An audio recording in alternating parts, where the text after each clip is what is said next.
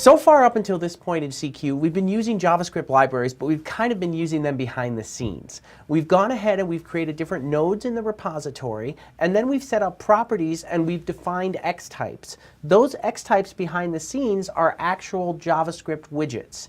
Now, we can create our own custom JavaScript widgets by utilizing the ext.js framework by Sencha. Now, this is a very complicated framework and can take years for one to master, but we can actually write our own custom widgets and then import these into CQ and utilize these in all of our dialog boxes, our design dialog boxes, or wherever else we need to provide the best possible author experience. Let's explore how to do this. So let's go ahead and first open up our training project here. And inside of the training project, what I want to do is just create a widgets node. So I'm going to say new node, and I'm going to give this a name of widgets, and this should be a CQ client library folder. So go ahead and click finish. Okay, and you'll see you should now have a node in there called the CQ client library folder. Okay, so now let's create some properties to define our custom widget. So the first thing I want to do is I want to define the category that these custom widgets will be referred to. So again, highlight your widgets node, okay, and just right click and say add property and call this categories and define this as a string array, like you see there, and let's call this training.widgets, okay, and that's obviously going to point to our widgets folder. And now let's go ahead and just indicate another property that's going to indicate the dependency on the core CQ libraries. So I'm going to click on add property, and I'm going to call this dependencies. And again, this is also going to be a string array. Okay, and I'm going to point this back to my core CQ library. So I'm just going to say CQ.widgets.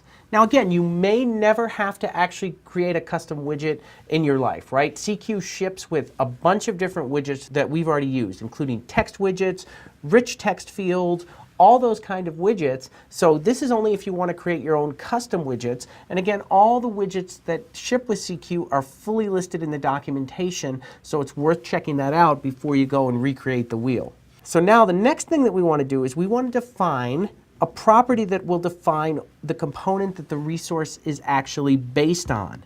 So I'm just going to say add property here, and I'm going to say sling resource type.